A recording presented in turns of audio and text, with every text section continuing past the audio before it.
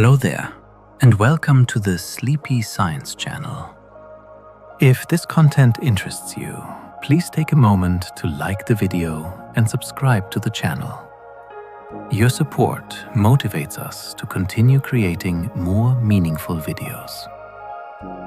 Right now, something almost impossible to imagine is heading our way.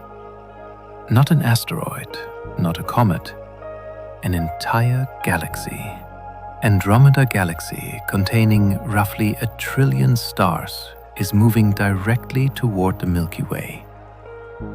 In about 4 billion years, it will arrive, and the night sky as we know it will change forever. But before you start to worry, let's make one thing clear. This is not the kind of collision you might picture. When galaxies merge, the process is nothing like two cars crashing into each other. There are no massive explosions or clouds of debris scattering everywhere. In fact, if you were somehow alive to witness it while standing on Earth during the event, you might not notice anything dramatic within a single lifetime. Yet, over millions of years, everything we understand about our galaxy, our night sky, and our cosmic neighborhood would slowly transform. Tonight, we're going to explore what that encounter would truly look like, how the approach begins, what might happen to Earth, what becomes of our Sun, and what unusual new galaxy could emerge from the interaction. We'll walk step by step through the entire sequence, from the earliest hints of approach to the final merged galaxy billions of years later. And we'll do it in a way that stays simple and clear, without complicated jargon. More like two friends discussing one of the most extraordinary events that could ever unfold in our cosmic neighborhood. So get comfortable. This will take some time, because the story stretches across billions of years and involves forces powerful enough to reshape entire galaxies. But by the end, you'll understand exactly what's coming, and why astronomers are both fascinated and slightly avid by what our distant descendants might witness. Let's start with the basics, because before we can understand the collision, we need to understand what's actually going to collide. Our Milky Way is what astronomers call a barred spiral galaxy. Imagine a flat disk with spiral arms curving out from the center, kind of like a cosmic pinwheel. At the very center sits a bar-shaped structure made of densely packed stars. And at the heart of that bar is a supermassive black hole, weighing about 4 million times what our Sun weighs. The whole thing is roughly 100,000 light-years across. That means if you could travel at the speed of light, it would take you 100,000 years just to cross from one edge to the other. The Milky Way contains somewhere between 100 and 400 billion stars. That's a huge range, because it's actually really hard to count stars in your own galaxy when you're sitting inside it. It's like trying to count all the trees in a forest while standing in the middle of it. Everything nearby blocks your view of what's farther away. Now, Andromeda is similar, but bigger. It's also a spiral galaxy, though its spiral arms are wound a bit tighter than ours. It contains roughly 1 trillion stars, maybe more. That's at least twice as many stars as the Milky Way, possibly 3 times as many. And it's about 220,000 light-years across, more than twice our diameter. If you could see Andromeda's full extent in our night sky, it would appear about 6 times wider than the full moon, even though it's 2.5 million light-years away. We can only see its bright central core with our naked eyes, which is why it looks like a fuzzy little smudge. Both galaxies have been around for a long time. The Milky Way formed about 13 billion years ago, not long after the Big Bang. Andromeda is roughly the same age. They've been neighbors in the same cosmic neighborhood called the local group for their entire existence. The local group is just a name for our little cluster of galaxies, which includes the Milky Way, Andromeda, and about 50 smaller galaxies, most of which are tiny dwarf galaxies orbiting around the two big ones, like moons around planets. For most of their lives, the Milky Way and Andromeda have been slowly circling each other at a distance held together by mutual gravity. But here's the thing about gravity. It never stops pulling. Over billions of years, that pull has been drawing them closer and closer together. And now we're at a point where the collision is inevitable. Astronomers figured this out by measuring something called Andromeda's radial velocity. Basically, they looked at the light coming from Andromeda and checked for something called the Doppler shift. You know how an ambulance siren sounds higher pitched when it's coming toward you and lower pitched when it's moving away? Light does the same thing. If a galaxy is moving toward us, its light shifts toward the blue end of the spectrum. If it's moving away, it shifts toward red. When astronomers measured Andromeda's light back in the early 2000s, they found it was blue shifted. That meant it was coming toward us. By measuring how much the light had shifted, they could calculate the speed. About 250,000 miles per hour, or roughly 110 kilometers per second. That might sound insanely fast, and it is by human standards. But in cosmic terms, where distances are measured in millions of light years, it's actually a pretty leisurely pace. The collision isn't going to happen tomorrow. Current estimates put it at roughly 4 to 4.5 billion years from now. That's about the same age as the Earth itself. So, if Earth had a twin that was born today, by the time that twin planet was as old as Earth is now, the collision would just be starting. But here's something interesting. Even though the galaxies are approaching, the actual merger will take much longer than you'd think. When they finally meet, they won't just slam together and stick.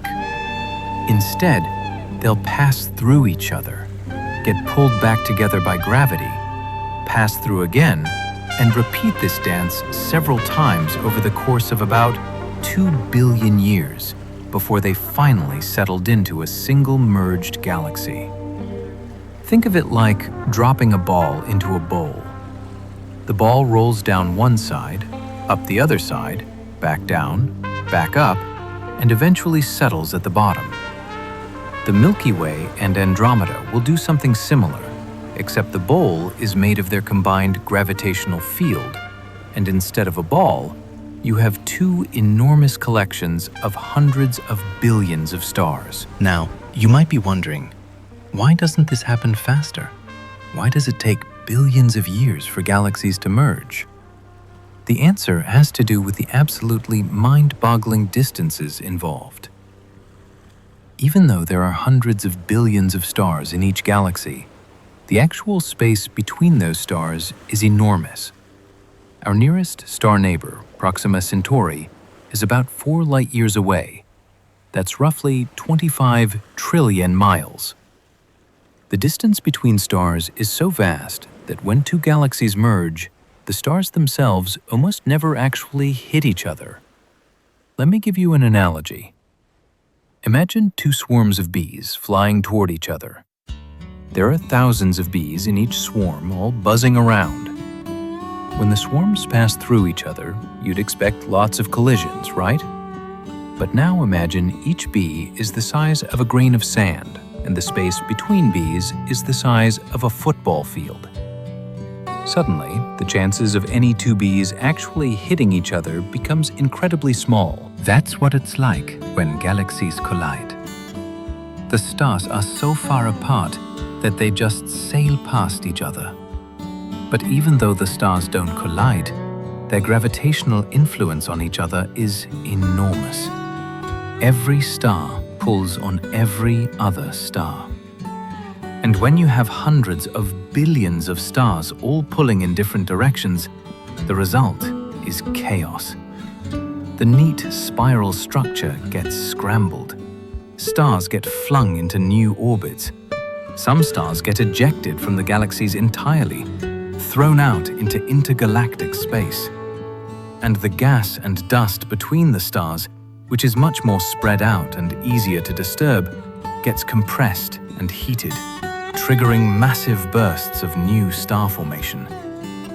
This is what makes galaxy mergers so spectacular. They don't destroy galaxies in the sense of blowing them apart. Instead, they transform them, reshaping the structure and creating conditions for a new generation of stars to be born. Let's talk about where we are right now in the present day. Andromeda is visible in our night sky, and it has been for as long as humans have existed. Ancient astronomers noticed it. The Persian astronomer Abd al-Rahman al-Sufi described it back in the year 964, calling it a small cloud. But nobody really understood what it was until the early 20th century. For a long time, people thought Andromeda was just a nebula, a cloud of gas within our own galaxy. It wasn't until the 1920s that astronomer Edwin Hubble proved it was actually another galaxy entirely, vastly distant from our own. He achieved this by identifying individual stars within Andromeda Galaxy and measuring how bright they appeared, which allowed him to estimate their distance. When Edwin Hubble completed the calculations, he concluded that Andromeda was nearly 1 million light-years away. Today, we know the distance is closer to about 2.5 million light-years. Even so, Hubble's early estimate was enough to demonstrate that it lay far beyond the boundaries of the Milky Way. That finding dramatically reshaped how people understood the universe. All at once, the cosmos seemed far larger than anyone had previously imagined. Our galaxy was not the entire universe. It was simply one island among countless galaxies scattered through space. Today, astronomers can examine Andromeda in remarkable detail. Scientists have mapped its structure, estimated its stellar population, calculated its mass, and carefully tracked its motion. We now know that it has at least 14 satellite galaxies orbiting around it, small dwarf systems held in place by Andromeda's gravity, much like the Large Magellanic Cloud and Small Magellanic Cloud orbit the Milky Way. We also understand that Andromeda has experienced a turbulent past. Studies of its stellar populations suggest it has already swallowed several smaller galaxies during its lifetime. Evidence of this history can actually be seen in how its stars are distributed. Streams and shell-like structures appear in Andromeda's outer regions. Remnants left behind when dwarf galaxies wandered too close and were torn apart by powerful tidal forces. In a way, Andromeda has been rehearsing for its future merger with us. The Milky Way has gone through a similar story as well. We've consumed dozens of smaller galaxies over our lifetime. The Sagittarius Dwarf Elliptical Galaxy is currently being torn apart as we speak. Its stars scattered in long streams that wrap completely around our galaxy. In a few billion years, there won't be a Sagittarius dwarf anymore. It'll be completely absorbed, its stars indistinguishable from the rest of the Milky Way. So, both galaxies are experienced at this.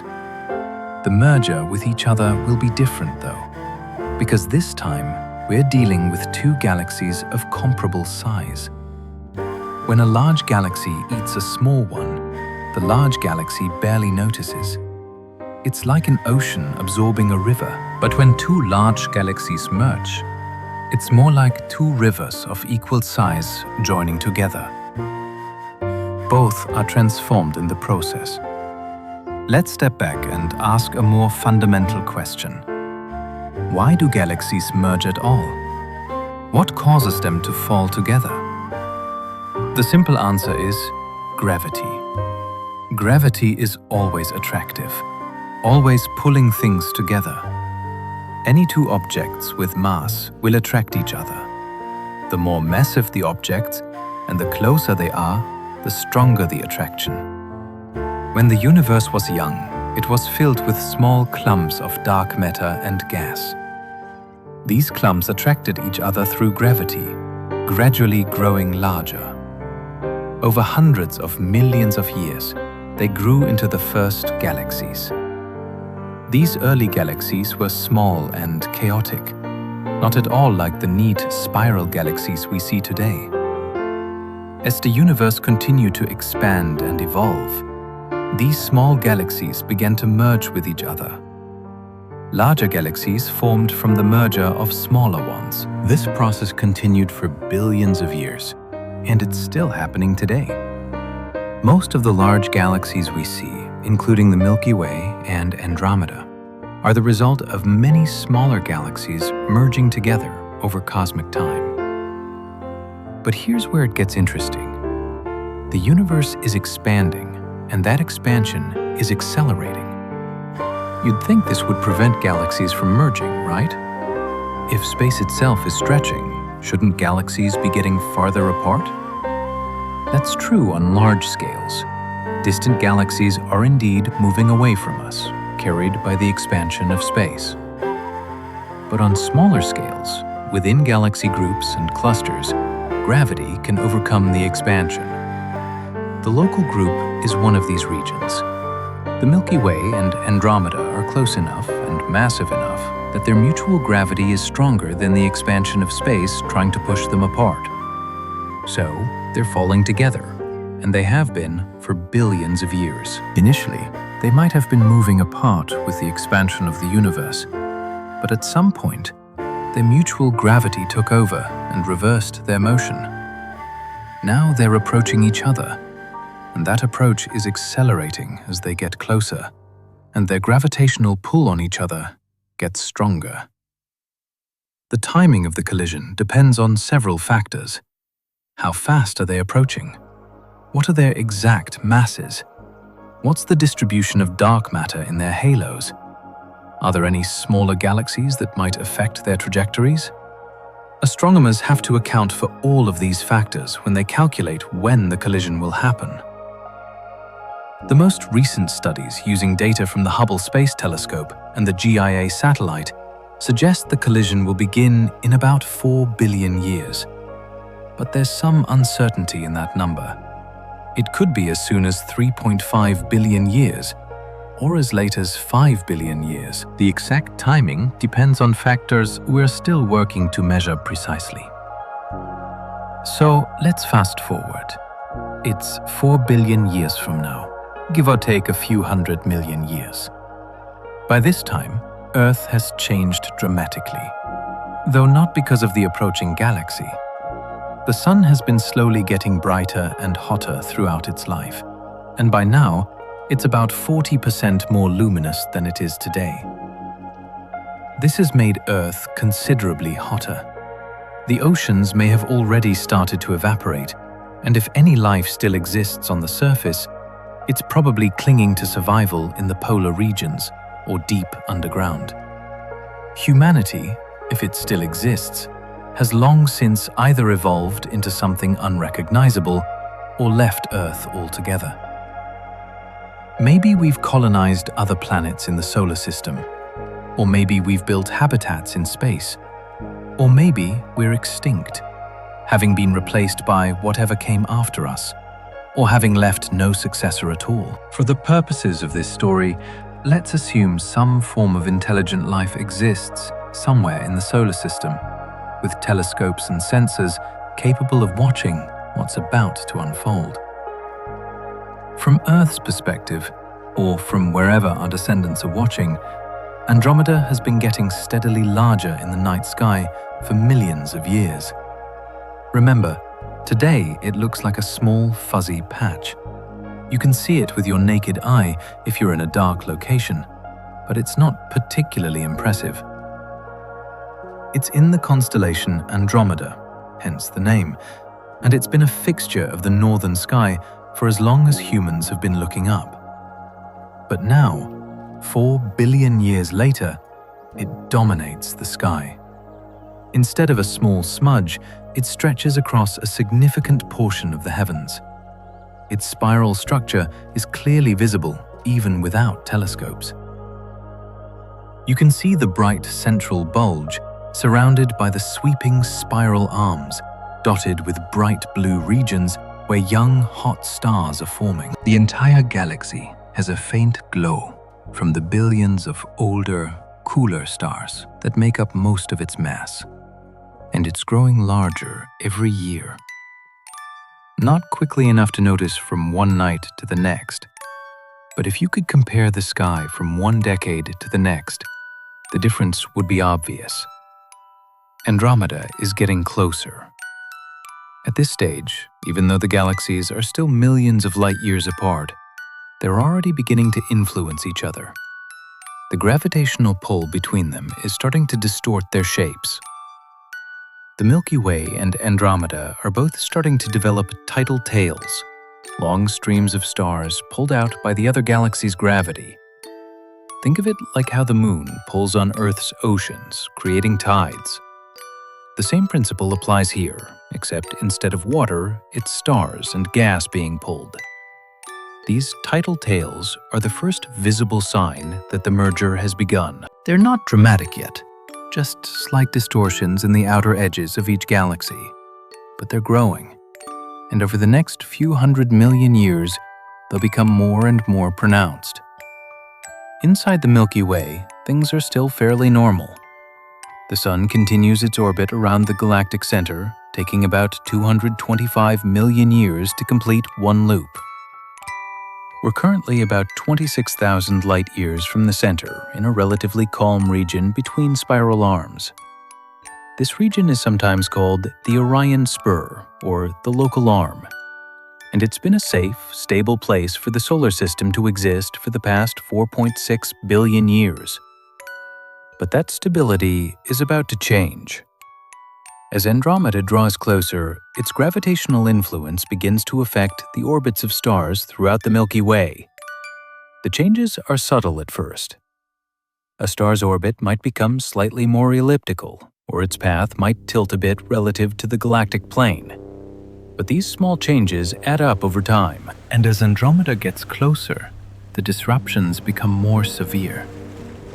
The gas clouds between the stars are affected even more dramatically.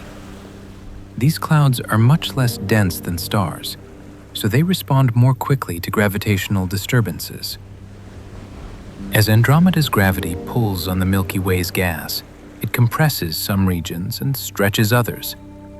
In the compressed regions, the gas becomes dense enough for gravity to take over, and new stars begin to form. This is the beginning of what astronomers call a starburst, a period of intense star formation triggered by the merger. Starbursts are common in colliding galaxies.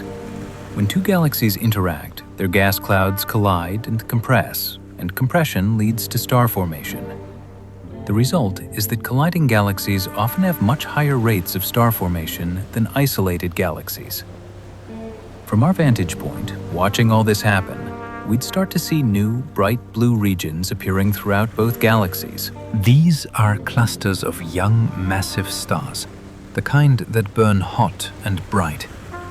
They're short-lived by stellar standards, lasting only a few million years before exploding as supernovas, but they're incredibly luminous while they're around.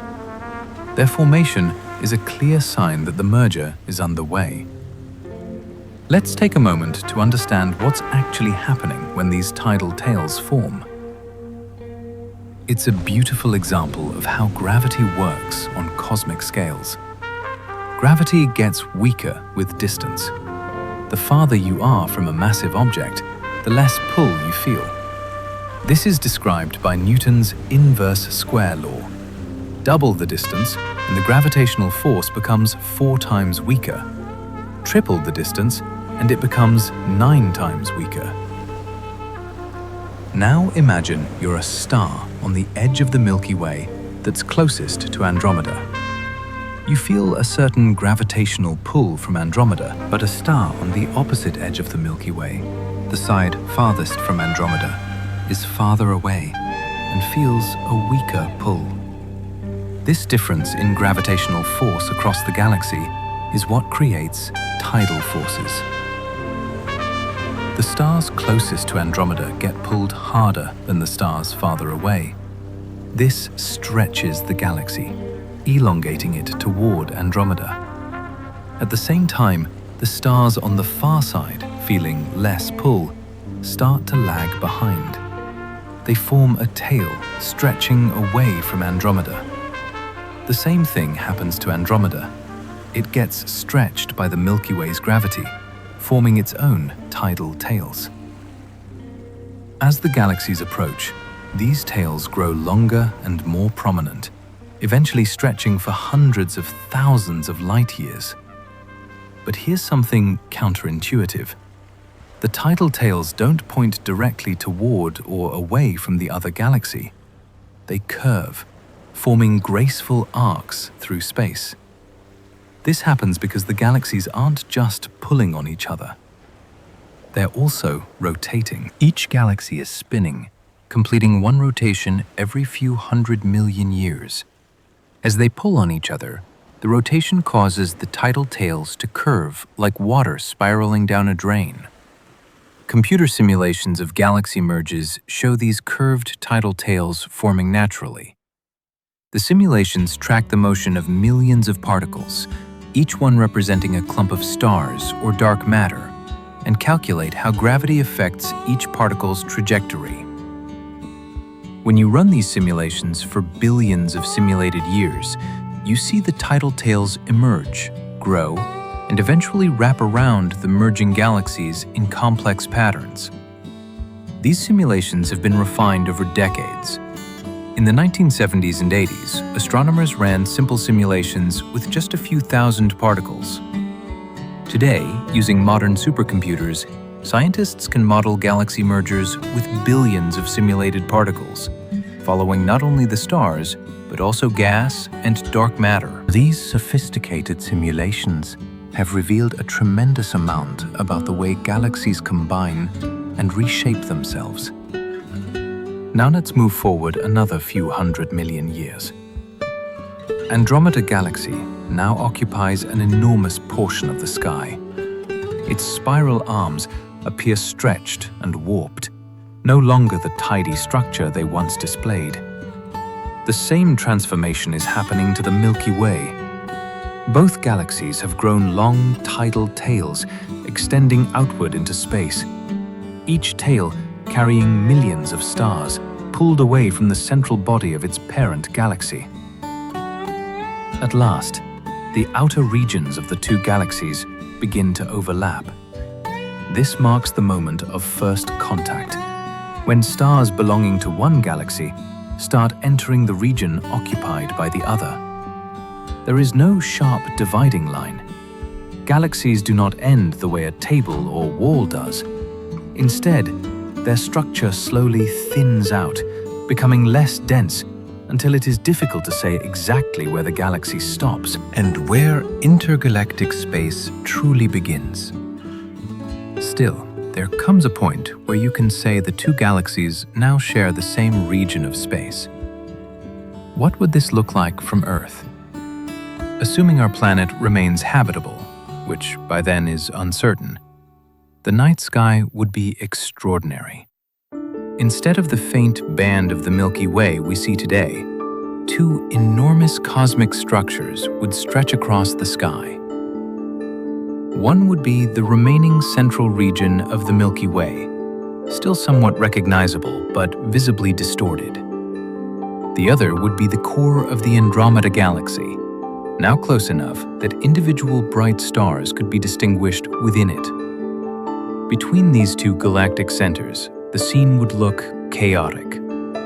Stars from both galaxies would intermingle, forming a tangled and turbulent pattern across the sky. Bright blue regions of star formation would dot the sky, looking like glowing clouds. And threading through everything would be dark lanes of dust, silhouetted against the background glow. But here's the remarkable thing. If you were standing on Earth at this moment, you probably wouldn't notice anything unusual in your daily life. The sky would look spectacular at night, sure, but during the day, the sun would still rise and set. The seasons would still change.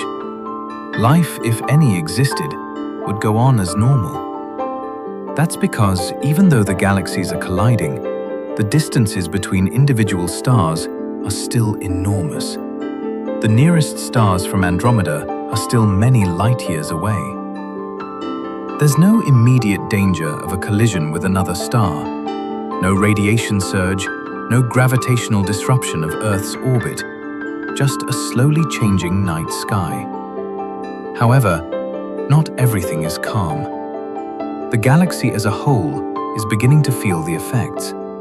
The Sun's orbit around the galactic center, which has been stable for billions of years, is now changing. Andromeda's gravity is pulling on everything in the Milky Way, and the result is that orbits are becoming more chaotic.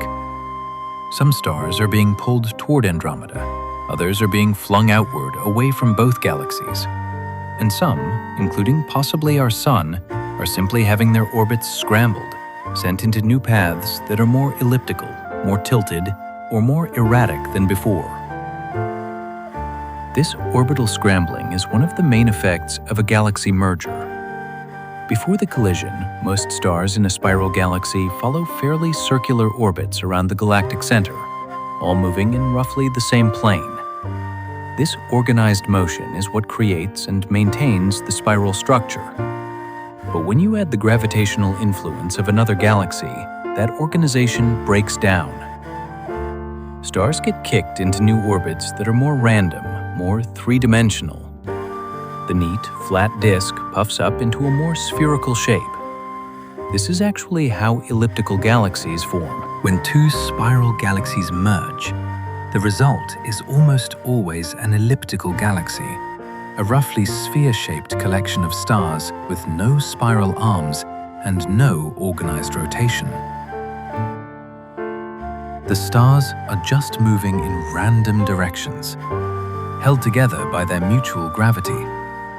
It's like taking two orderly marching bands and having them walk through each other. Afterward, you don't have two marching bands anymore. You just have a crowd milling around. Now, let's talk about what happens to individual star systems during this phase. We've established that direct collisions between stars are incredibly rare, but that doesn't mean star systems are unaffected. One of the biggest risks comes from the Oort cloud. This is a vast spherical shell of icy bodies surrounding our solar system, extending about 1 light-year from the Sun.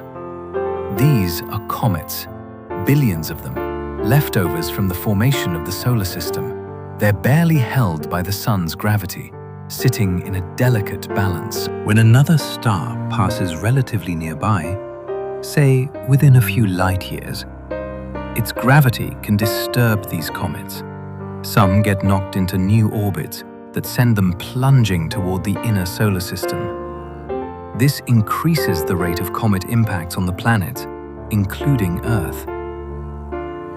Normally, the Oort cloud sends a few comets into the inner solar system every million years or so. But during a galaxy merger, when the density of nearby stars increases, this rate could go up significantly. Instead of a few comets per million years, you might see dozens or hundreds. For any planets with life, this could be catastrophic. A large comet impact can cause mass extinctions, destroy ecosystems, and fundamentally alter a planet's climate. This is actually one of the more plausible ways the merger could directly affect life. Not through stellar collisions, which are essentially impossible, but through an increased bombardment of comets stirred up by passing stars. There's also the issue of radiation. During the starburst phase, when massive stars are forming at an accelerated rate, the overall level of radiation in the galaxy increases. These massive stars emit intense ultraviolet radiation, and when they die, they explode as supernovas, releasing even more radiation in the form of X-rays and gamma rays. If a supernova occurs within a few dozen light-years of Earth, it could be dangerous.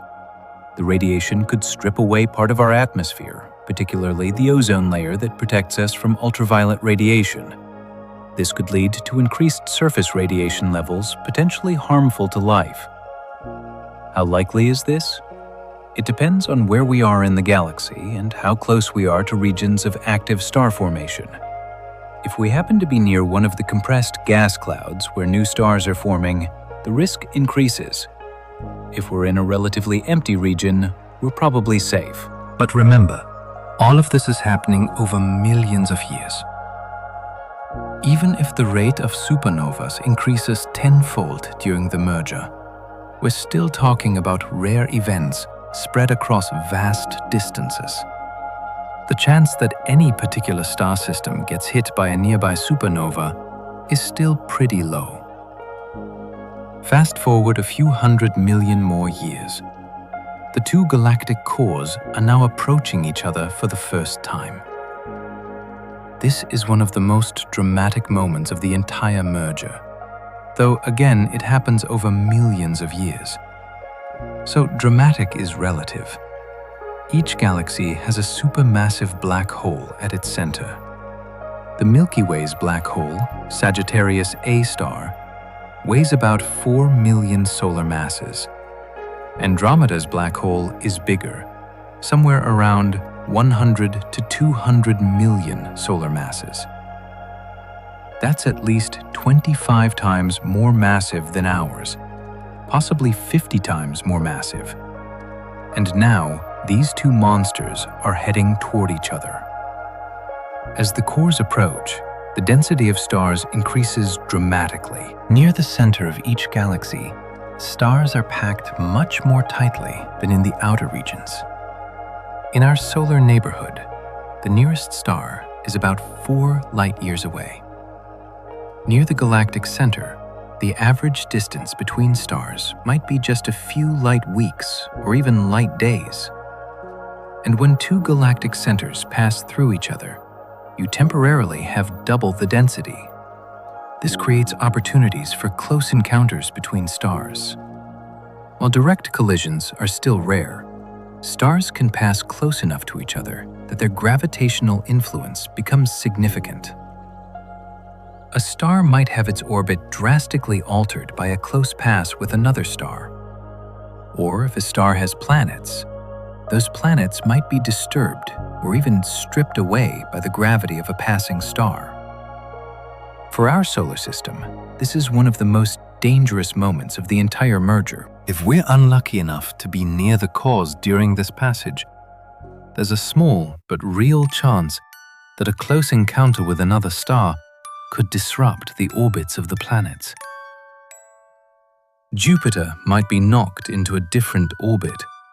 Earth might be pushed closer to the Sun or farther away.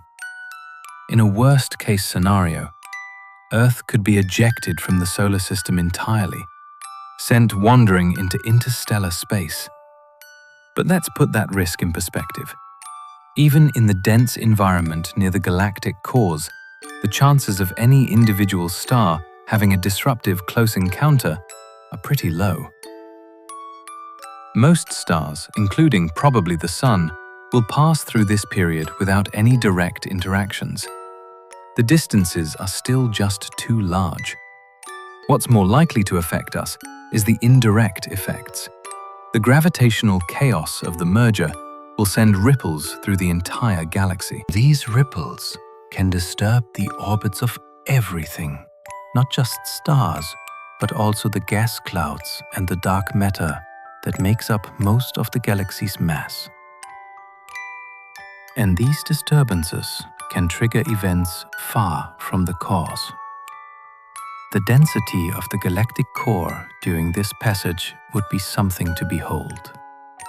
If you could somehow watch from a safe distance, you'd see two bright, compact regions of stars approaching each other, each surrounded by a haze of gas and dust. As they pass through each other, the gravitational interactions would cause the gas to heat up dramatically, glowing in X-rays and ultraviolet light. Some of this gas would fall toward the supermassive black holes, feeding them and causing them to become temporarily more active. When a black hole feeds, it doesn't just swallow material silently. The infalling matter forms an accretion disk, a swirling disk of superheated gas orbiting the black hole at nearly the speed of light. This disk can outshine the entire galaxy, radiating enormous amounts of energy. If both black holes become active during the core passage, the centers of both galaxies would light up brilliantly. From a distance, you'd see two intensely bright points of light, like cosmic headlights rushing toward each other. This would be a spectacular sight for any observers in nearby galaxies.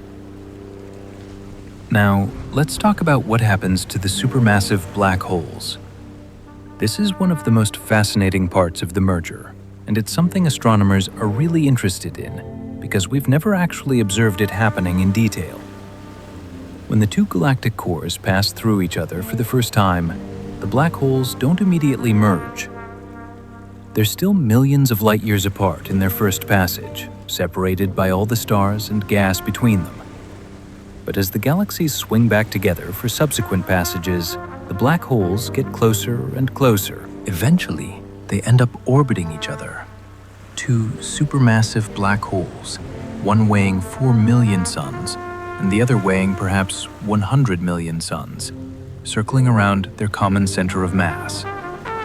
This is called a binary black hole system, and it's an incredibly powerful source of gravitational waves. Gravitational waves are ripples in space-time itself, created by accelerating massive objects. They were predicted by Einstein over 100 years ago, but weren't directly detected until 2015, when scientists observed the merger of two much smaller black holes. Since then, we've detected gravitational waves from dozens of black hole mergers, but all of them involved stellar mass black holes, the kind that form when massive stars die. We haven't yet detected the merger of two supermassive black holes, but we know it must happen during galaxy mergers. When Sagittarius A star and Andromeda's black hole finally orbit each other closely, they'll emit gravitational waves at a low frequency, lower than what our current detectors can sense. Future space-based detectors, like the planned LIA mission, should be able to detect these waves. If there are any civilizations in the local group with advanced enough technology, they'll be able to observe this event in gravitational waves, watching as the two black holes spiral together. The orbital period gets shorter and shorter as the black holes lose energy to gravitational waves. They might orbit each other for millions of years, but eventually they get close enough that the orbital period drops to hours, then minutes, then seconds, and then finally they merge. The merger itself happens incredibly quickly. Two black holes orbiting each other at a significant fraction of the speed of light suddenly combine into a single, larger black hole. The new black hole will weigh about 104 million solar masses, the sum of the two original black holes. In the process, some mass gets converted directly into energy in the form of gravitational waves. It's the most powerful event in the universe, except for the Big Bang itself. The amount of energy released in just a few seconds is more than all the stars in both galaxies combined will emit over millions of years. But here's the thing. That energy is emitted as gravitational waves, not light. So unless you have a gravitational wave detector, you won't see anything. The night sky won't suddenly light up. There won't be a visible explosion. The black holes will just quietly merge, shaking the fabric of space-time, but not creating any visible display. After the merger, the new black hole will likely receive a kick, a recoil effect from the asymmetric emission of gravitational waves. This kick can be powerful enough to send the black hole moving through the galaxy at hundreds or even thousands of miles per second. Eventually, it will settle down at the center of the new merged galaxy. But for a while, it might wander. This wandering supermassive black hole is another potential hazard. Though again, the chances of it coming anywhere near any individual star system are vanishingly small. Space is just too big. But if it did pass close to a star, it would be catastrophic. The black hole's immense gravity would tear the star apart, creating a spectacular tidal disruption event that would briefly outshine the entire galaxy. The kick velocity depends on the spins and masses of the two black holes. If they're spinning in the same direction and their spins are aligned, the kick is relatively small. If they're spinning in opposite directions or at odd angles, the kick can be much larger. Computer simulations suggest kicks of up to several thousand milliseconds are possible. A black hole moving at these tremendous speeds would require millions of years to slow down and settle near the galactic center. During that long journey, it would travel through the galaxy, occasionally passing near stars and clouds of gas. Any star that wandered too close could be captured or torn apart, gradually increasing the black hole's mass. After the first encounter, the two galaxies do not simply remain together. They are moving far too quickly for that. Instead, they pass one another, carried apart by their own momentum, and then slowly lose speed before swinging back for another close approach. This occurs because they have not yet lost enough energy. The motion is similar to the swinging spheres in a Newton's cradle. They continue this back and forth movement several times before eventually settling into a single system. Each pass lasts hundreds of millions of years. The galaxies move outward to enormous distances, tens of thousands of light years apart, and then gradually curve back together again. With every pass, however, they lose a little more energy. This happens through a process known as dynamical friction. Dynamical friction may sound complicated, but the basic idea is straightforward. When a very massive object travels through a swarm of smaller objects, its gravity pulls on them, and they pull back in return. That interaction slows the massive object down, transforming its forward motion into the random movement of the smaller surrounding bodies. In the case of merging galaxies, the massive objects are the dense cores of each galaxy, and the smaller objects are the stars and dark matter in the outskirts. With each passage, dynamical friction saps energy from the galaxy's orbit, making their next swing less energetic. They don't fly apart as far. They come back together more quickly, and the encounters become more violent, with more gravitational disruption, more tidal stretching, more star formation.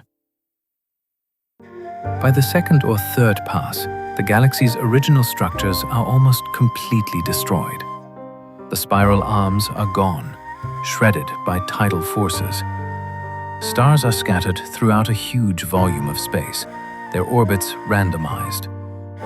The gas and dust have been compressed and heated in multiple rounds of collisions, triggering waves of star formation. The night sky, if anyone is still around to watch, would be a chaotic mess of bright stars, glowing gas clouds, and dark dust lanes constantly changing as structures form and dissolve. During this phase, our solar system's fate becomes clearer. If we've made it this far without any close encounters, we're probably going to be okay. But our location in the final galaxy will be determined by chance, and by the exact details of how the merger unfolds. Some stars get thrown into the outer reaches of the merging system, ending up in what will become the halo of the new galaxy. These stars will orbit the new galactic center at large distances, rarely coming close to the dense central regions. Other stars end up closer to the center in what will become the bulge of the new elliptical galaxy. And some stars, perhaps a few percent of the total, get ejected entirely, thrown out of the galaxy altogether into intergalactic space. If the Sun gets ejected, it will become what's called a rogue star, wandering through the vast emptiness between galaxies. Earth, if it's still bound to the Sun, will go with it. From Earth's perspective, the night sky would change dramatically. Instead of being inside a galaxy surrounded by stars and the glow of the galactic plane, we'd be in darkness. The new merged galaxy would be visible as a bright smudge in the distance, slowly receding. And beyond that, just the distant points of light from other galaxies in the local group, and eventually nothing but the cosmic microwave background, the faint glow left over from the Big Bang. But this is an unlikely fate. Most stars remain bound to the new galaxy. The Sun, if it survives as a star at all, will probably end up somewhere in the new galaxy's structure, possibly in the halo, possibly in the bulge, depending on the exact trajectory it follows during the merger. The multiple passages create a complex dance of gravitational interactions. Each time the cores pass through each other, they exchange energy and angular momentum. Stars and gas get sloshed back and forth, sometimes moving with one core, sometimes with the other, sometimes ending up in the tidal tails. This creates a thoroughly mixed population. By the time the merger is complete, stars from the Milky Way and Andromeda will be so intermingled that you won't be able to tell which galaxy they originally came from. They'll all just be part of the new galaxy. Throughout all of this, one of the most visible effects is the burst of star formation. Every time a galaxy's gas clouds collide and compress, new stars form. And because there are multiple passages, there are multiple waves of star formation, each one adding more young, hot, bright stars to the mix. These starburst periods can increase the rate of star formation by factors of 10 or even 100 compared to normal. Galaxies usually form stars at a fairly steady rate, converting a few solar masses of gas into stars every year. But during a starburst, that rate can jump to tens or hundreds of solar masses per year. The new stars are predominantly massive and hot. When gas clouds collapse to form stars, they form stars of all different masses, from small red dwarfs, barely massive enough to fuse hydrogen, all the way up to massive blue giants weighing dozens or even over 100 times what the Sun weighs. But the massive stars are the ones you notice because they're so much brighter. A massive star can be tens of thousands or even hundreds of thousands of times more luminous than the Sun. They burn through their fuel incredibly quickly, living only a few million years before exploding as supernovas. But while they're around, they dominate the light output of the galaxy. This means that during the merger, both galaxies become much brighter, especially in blue light. If you could somehow watch from a distance, you'd see the two galaxies grow brighter as they approach, brightest during and shortly after each close passage, and then gradually fading as the burst of star formation dies down, only to brighten again during the next passage. These massive stars also have a huge impact on their surroundings. They emit intense ultraviolet radiation that heats and ionizes the gas around them, creating glowing nebulas. They have powerful stellar winds that blow material away, clearing out bubbles in the gas clouds. And when they finally die in supernova explosions, they inject enormous amounts of energy back into the interstellar medium, further heating and stirring the gas. This feedback from massive stars is actually what eventually shuts down the starburst. After enough supernovas have gone off, the gas becomes so hot and turbulent that it can no longer collapse to form new stars. The starburst ends, and star formation drops back to a lower, more sustainable rate. For any planets in the vicinity of these starbursts, the environment becomes much harsher. The ultraviolet radiation from massive stars can strip away planetary atmospheres. Supernova explosions, if they occur close enough, can bathe planets in deadly radiation. This is another way the merger could affect life, not through direct collisions or gravitational disruptions, but through the increased radiation from all the new massive stars and their subsequent supernovas. On the other hand, this burst of star formation also creates new opportunities. New stars mean new planetary systems. If any of those planets are in the right place with the right conditions, they could potentially develop life. So while the merger might be dangerous for existing life, it also sees the galaxy with new possibilities. The starburst regions would be incredible to observe. Imagine vast nebulas glowing in brilliant reds and blues, lit from within by clusters of newborn stars. Some of these nebulas would span hundreds of light years, containing enough material to make millions of stars. They'd be visible from across the galaxy, beacons of creation amid the chaos of the merger. Within these nebulas, you'd see dark pillars and columns, regions where dense gas is resisting the erosive effects of stellar winds and radiation. These pillars are stellar nurseries, places where the next generation of stars is still forming. They're similar to the famous pillars of creation in the Eagle Nebula, but much larger and more numerous. Let's dig into what's actually happening inside these star-forming regions, because it's a beautiful example of how the universe creates complexity from simplicity. When two gas clouds collide during the merger, they don't just bounce off each other, they interpenetrate, mixing together. The collision compresses the gas, increasing its density. When gas gets dense enough and cold enough, gravity can pull it together into clumps. These clumps continue to collapse, getting denser and hotter until eventually the core becomes hot enough for nuclear fusion to ignite. That's when a star is born.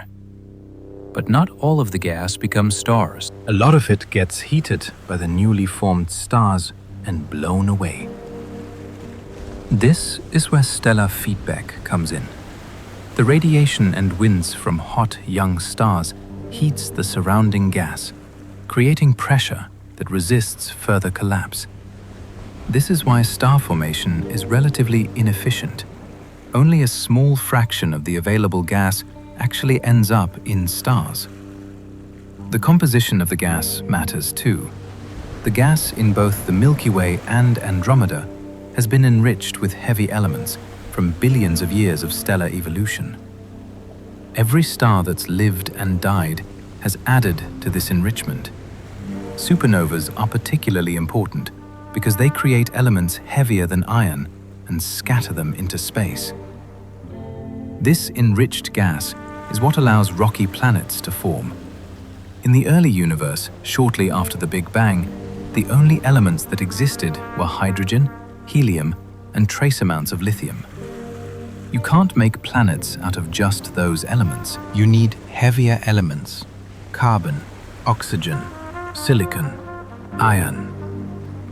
These elements are created in stars and scattered by supernovas. By the time of the merger, both galaxies have been making stars for 13 billion years. The gas in both galaxies is thoroughly enriched with heavy elements. Any new stars that form during the merger will have this enriched composition, and they'll be able to form rocky planets just like Earth. In fact, the composition might be even richer than what we have today. The burst of supernovas during the starburst will inject fresh batches of heavy elements into the gas. The next generation of stars will incorporate this material, becoming even more metal-rich than current stars. This has implications for planet formation. A higher abundance of heavy elements, what astronomers call metals, means more rocky material available for building planets. It could also mean larger rocky worlds, or a greater number of them. The planetary systems that form during and after the merger might look very different from the ones we observe today. After several passes, each weaker than the one before, the two galaxies eventually begin to settle. They no longer possess enough energy to separate again. Instead, they remain bound together, slowly mixing and stirring as they spiral toward a shared center. This last stage lasts several 100 million years. The dense cores of the Milky Way and the Andromeda Galaxy drift toward each other through a vast sea of stars, gradually losing energy through dynamical friction. In time, the cores merge at the center, and the newly formed galaxy settles into equilibrium. What emerges is no longer the Milky Way or Andromeda. It becomes an entirely new galaxy, sometimes playfully referred to as Milkomeda. This new system is expected to be an elliptical galaxy, meaning it lacks spiral arms or a flat disk structure, and instead forms a roughly spherical cloud of stars. The stars move along many different paths, rather than orbiting together within a single plane. Very little gas remains available for forming new stars, because much of it was consumed during the earlier bursts of star formation, or heated and expelled by powerful supernova explosions. The resulting galaxy will be larger than either of the originals. It will contain the combined stellar populations of the Milky Way and Andromeda, perhaps around 1 trillion stars, or even more. Its size is harder to define, because elliptical galaxies don't have sharp edges, but it probably extends for a few 100,000 light-years. At the center sits the merged supermassive black hole, weighing around 100 million solar masses. It's now the gravitational anchor of the new galaxy, and all trillion stars orbit around it, though from such large distances that its gravitational influence on any individual star is negligible. After several passages, each one less energetic than the last, the two galaxies finally settle down. They no longer have enough energy to swing apart again. Instead, they're locked together, slowly mixing and stirring as they spiral toward a common center. This final phase takes several 100 million years. The two dense cores sink toward each other through a sea of stars, losing energy through dynamical friction. Eventually, they merge at the center, and the new galaxy reaches a state of equilibrium. What emerges is no longer the Milky Way or Andromeda. It's a new galaxy, sometimes playfully called Milka or Milkdromeda. It's an elliptical galaxy, meaning it has no spiral arms, no disk structure, just a roughly spherical collection of stars. The stars orbit in random directions rather than all moving in the same plane. There's little gas left for star formation because most of it was either consumed during the starburst or heated and blown out of the galaxy by supernova explosions. The new galaxy is bigger than either of the original galaxies. It contains all the stars from both the Milky Way and Andromeda, somewhere around 1 trillion stars or more. Its size is harder to define because elliptical galaxies don't have sharp edges, but it probably extends for a few 100,000 light-years. At the center sits the merged supermassive black hole, weighing around 100 million solar masses. It's now the gravitational anchor of the new galaxy, and all trillion stars orbit around it, though from such large distances that its gravitational influence on any individual star is negligible. The night sky viewed from anywhere in this new galaxy would look very different from what we see today. There would be no Milky Way band crossing the sky because we're no longer in a disk. Instead, the sky would be more uniformly filled with stars, though still with variations in density depending on where you are in the galaxy. If you're near the center in the dense bulge region, the sky would be crowded with stars, many of them old and reddish. If you're in the outer halo, stars would be more sparse, and the main feature would be the glow from the distant central regions. And there would be far fewer young blue stars than there were during the merger. Without much gas left, star formation drops to very low levels. The galaxy becomes dominated by old, long-lived stars, slowly evolving and eventually dying without being replaced. Over tens of billions of years, Milky will gradually fade as its stars burn out one by one. The shape of the new galaxy would be roughly ellipsoidal, possibly with some rotation, but nothing like the organized rotation of the original spirals. There might be some residual structure, shells, and ripples in the distribution of stars, echoes of the merger that will persist for billions of years. But the dominant feature would be the smooth, roughly spherical distribution of old stars. Elliptical galaxies are common in the universe, especially in galaxy clusters. Most of them probably form through mergers, just like Milky will. They're the end state of spiral galaxy evolution, at least in regions where mergers are common. Throughout this entire story, I've mentioned Earth almost as an afterthought. That's because from the galaxy's perspective, Earth is completely insignificant. It's one tiny planet orbiting one ordinary star among hundreds of billions.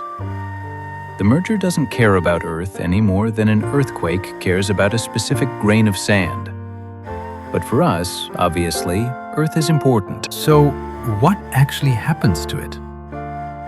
The first thing to understand is that long before the galaxies collide, Earth will already be uninhabitable.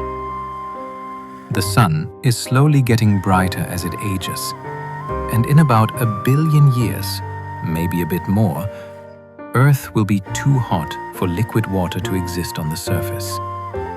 The oceans will evaporate, the greenhouse effect will run away, and Earth will become something like Venus, a scorched, dry planet with a thick atmosphere and surface temperatures hot enough to melt lead.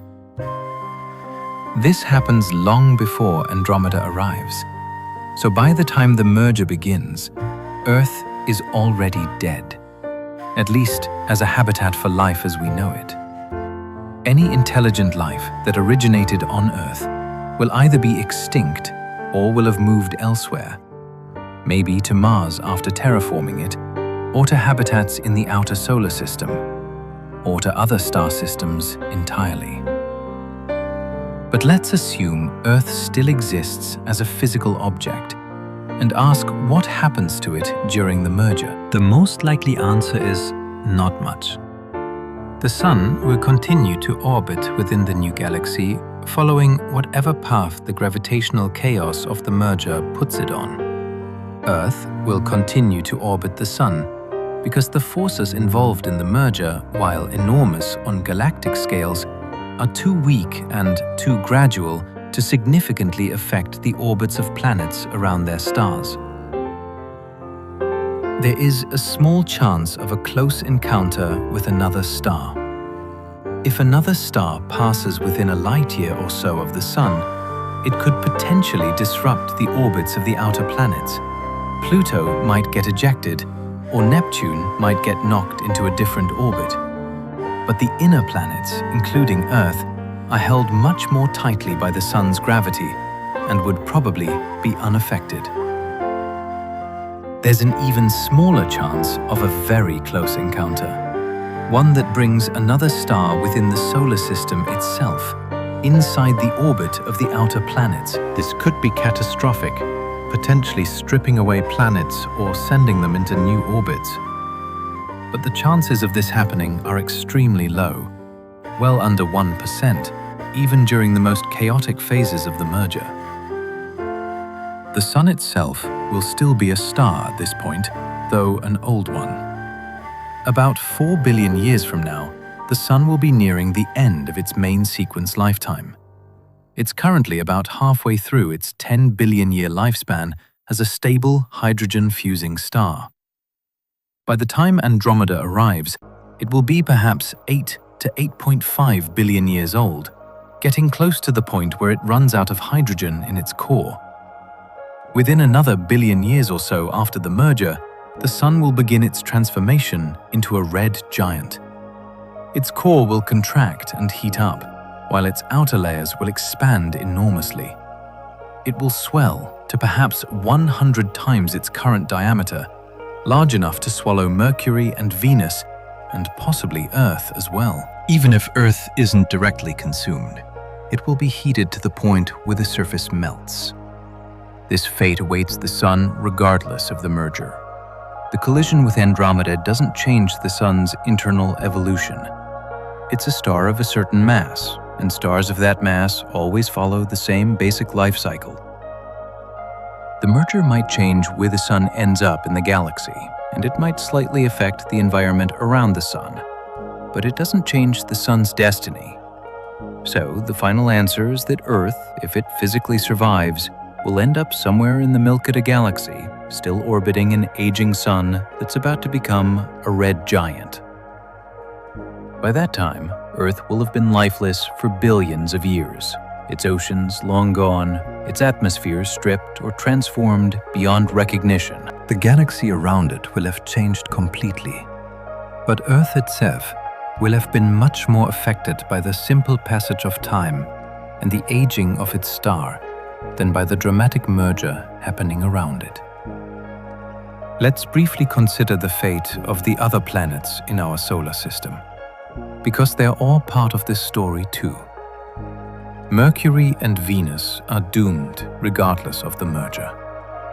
When the Sun becomes a red giant, both planets will almost certainly be engulfed and vaporized. They're close enough to the Sun that even the expansion of its outer layers will reach them. As the Sun swells, its outer atmosphere will extend past their orbits, and the atmospheric drag will cause them to spiral inward and be consumed. Mars, being farther out, will probably survive the Sun's red giant phase physically, though it will be heated significantly.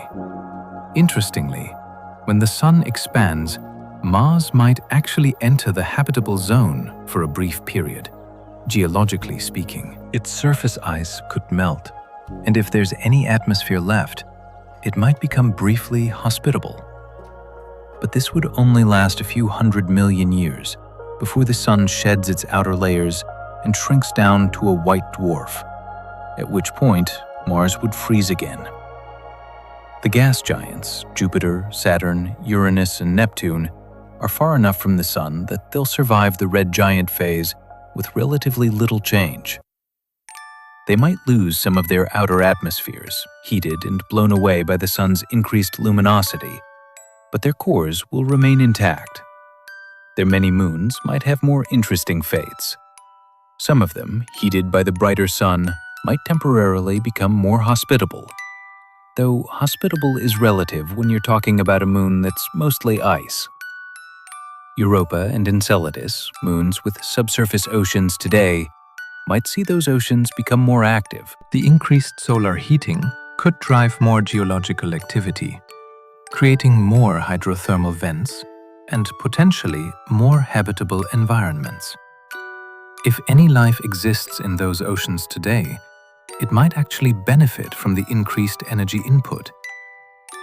But this would be temporary.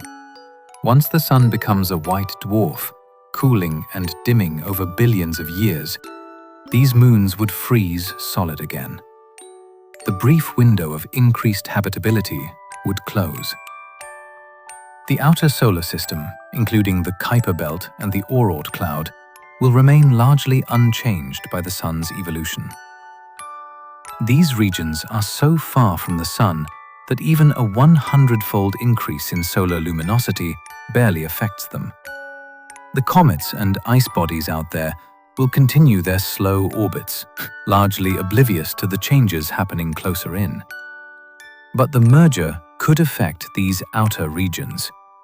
The gravitational chaos of the merger will send ripples through the galaxy, and some of those ripples will reach the solar system. The Oort cloud, which is only very loosely bound to the Sun, could be partially stripped away. Some comets might be sent into the inner solar system, increasing the impact rate on planets. Others might be lost to interstellar space entirely. If the Sun gets ejected from the galaxy, the entire solar system goes with it. Planets, moons, asteroids, comets, and all. It becomes a rogue solar system, wandering through intergalactic space. From the outer planets, the night sky would become incredibly dark. The Sun would still shine, still providing light and heat to its planets. But the stars would disappear. The galaxy, now distant, would be visible as a bright smudge. But there would be no more constellations, no more Milky Way band, just darkness. This is an unlikely fate, but it's possible. Most stars remain gravitationally bound to the new galaxy, but a small percentage don't. Estimates suggest anywhere from 1 to 10% of stars might be ejected during a major merger. If we're unlucky, we could be among them. Now, let's ask a more philosophical question. If intelligent life still exists somewhere in the solar system, or in the galaxy generally, what would it be like to live through the merger? First, remember that this entire process takes billions of years. No individual organism, not even an individual civilization, would experience the whole thing. You'd need a continuous chain of civilizations, each one building on the knowledge of the previous, to maintain awareness of what's happening over such vast timescales. But let's imagine such a civilization exists. Maybe it's an extremely long-lived spacefaring society, or maybe it's a series of successor civilizations that inherit records from their predecessors. What would they observe in the early stages, millions of years before first contact? They'd see Andromeda growing larger in the sky. Their astronomers would be able to predict the collision with increasing accuracy. They'd map the approaching galaxy in detail, identify its structure, locate its supermassive black hole, estimate the timing of first contact. They'd have centuries or millennia of advanced warning. This would give them time to prepare, to move populations away from dangerous regions, to build shelters or habitats that could withstand increased radiation. A sufficiently advanced civilization could essentially evacuate entire regions of the galaxy that were expected to be particularly affected. As the galaxies draw closer, they'd see the tidal distortions begin. Long streams of stars pulled from each galaxy would become visible. The rate of supernova explosions in both galaxies would increase as the starburst began. The night sky would gradually brighten and become more chaotic. During the actual passages, assuming they had telescopes and sensors scattered throughout the region, they'd observe vast structures in motion, spiral arms being torn apart, gas clouds colliding and igniting into new star-forming regions, the galactic cores approaching each other. It would be a spectacle on an unimaginable scale, playing out over millions of years, but observable in its entirety through records and predictions. They might even detect the gravitational waves from the merging supermassive black holes, if they had advanced enough technology. This would be a huge scientific prize, direct observation of one of the most energetic events in the universe. The gravitational wave signal would provide detailed information about the black hole's masses, spins, and orbital dynamics. But what about the dangers? Would a civilization living through the merger be in peril? The answer depends on where they are and what resources they have. If they're confined to a single planet, they're vulnerable to environmental changes. An increased rate of supernova explosions could bathe their planet in harmful radiation. A close encounter with another star could disrupt their planet's orbit or cause catastrophic comet impacts. Climate change from varying stellar radiation could make their world uninhabitable. But if they're a spacefaring civilization with the ability to move between star systems or build habitats in space, they can avoid most of these dangers. They could simply move away from dangerous regions and relocate to safer areas. A civilization with the ability to travel between stars wouldn't be tied to any one location. They could ride out the merger by staying in the safest regions and avoiding the most chaotic areas. In fact, a sufficiently advanced civilization might even benefit from the merger. The starburst creates new stars, new planetary systems, new real estate for expansion. The increased density of stars in some regions means shorter travel times between systems. And the dramatic events provide unprecedented opportunities for scientific observation. Imagine being able to study a galaxy merger from the inside.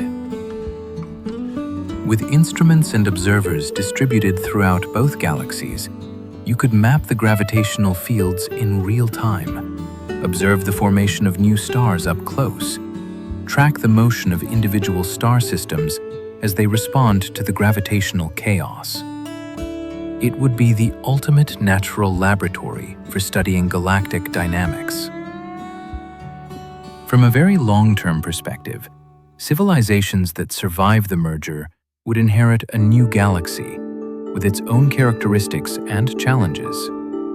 Milkomeda would be an elliptical galaxy, meaning no spiral arms, no organized disk structure. This might make navigation more complicated, since you can't use spiral arms as landmarks. But it would also create a more even spread of stars, with fewer regions of extreme crowding or deep emptiness. Star formation in Milkomeda would be far lower than what we see today in the Milky Way or the Andromeda Galaxy, because most of the available gas would have already been consumed during the intense starburst phase, or heated and pushed out of the galaxy. That means far fewer new stars and fewer newly forming planetary systems.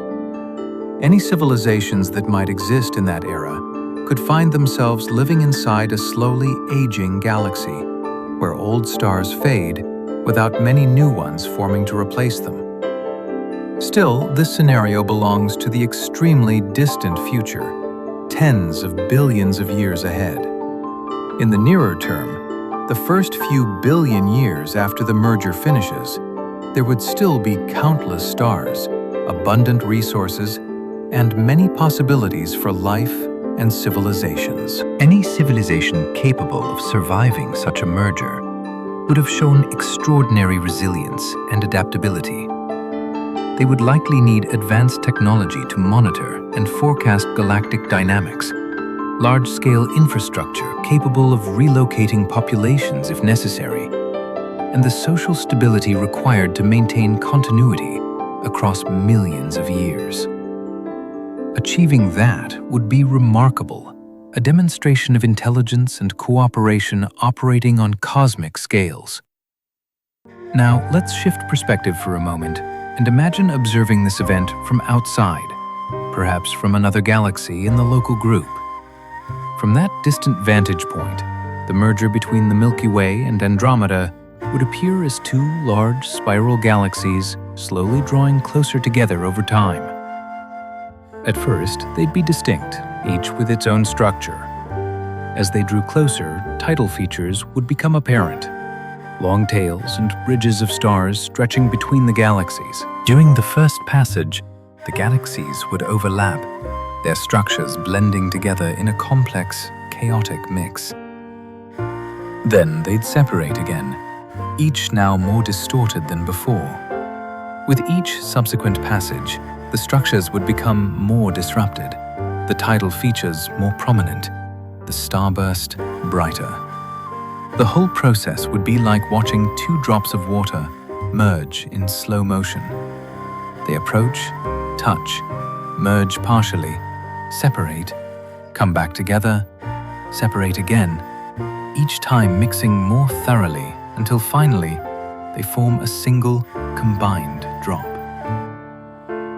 From an astronomer's perspective, this would be an incredible opportunity. Galaxy mergers are common in the universe. We see them happening all the time at various stages, but most of them are millions or billions of light years away. The merger of the Milky Way and Andromeda is happening right in our cosmic backyard, close enough to study in exquisite detail. If there are any astronomers in the local group, smaller galaxies like the Triangulum Galaxy or the Magellanic Clouds, they'll have a front row seat to one of the most spectacular shows in the universe. They'll be able to track individual stars, observe the starburst regions in detail, measure the gravitational waves from the merging black holes. It would be the equivalent of having the Super Bowl played in your backyard instead of on TV from 1,000 miles away. Let's change perspective for a moment and imagine we're observing this merger from outside, from another galaxy in the local group. What would we see from a distance? The merger of the Milky Way and Andromeda would be visible as two spiral galaxies gradually approaching each other. At first, they'd be distinct, each with its own structure. As they drew closer, tidal features would become apparent. Long tails and bridges of stars stretching between the galaxies. During the first passage, the galaxies would overlap, their structures blending together in a complex, chaotic mix. Then they'd separate again, each now more distorted than before. With each subsequent passage, the structures would become more disrupted, the tidal features more prominent, the starburst brighter. The whole process would be like watching two drops of water merge in slow motion. They approach, touch, merge partially, separate, come back together, separate again, each time mixing more thoroughly until finally they form a single, combined drop. From an astronomer's perspective, this would be an incredible opportunity. Galaxy mergers are common in the universe. We see them happening all the time at various stages, but most of them are millions or billions of light years away. The merger of the Milky Way and Andromeda is happening right in our cosmic backyard, close enough to study in exquisite detail. If there are any astronomers in the local group, smaller galaxies like the Triangulum Galaxy or the Magellanic Clouds, they'll have a front row seat to one of the most spectacular shows in the universe. They'll be able to track individual stars, observe the starburst regions in detail, measure the gravitational waves from the merging black holes. It would be the equivalent of having the Super Bowl played in your backyard instead of on TV from 1,000 miles away. But they might also be nervous because the merger of the two largest galaxies in the local group will affect everyone. The gravitational influence of the merger will be felt throughout the entire local group. Smaller galaxies might have their orbits disturbed. Some might even be pulled in and absorbed by the growing Milky Galaxy. This is actually the eventual fate of most of the local group. Gravity is always pulling, always drawing things together. Over tens of billions of years, most of the galaxies in the local group will likely merge into a single giant galaxy. The merger of the Milky Way and Andromeda is just the first and most dramatic step in that process. The Triangulum Galaxy, for instance, is already gravitationally bound to the Andromeda system.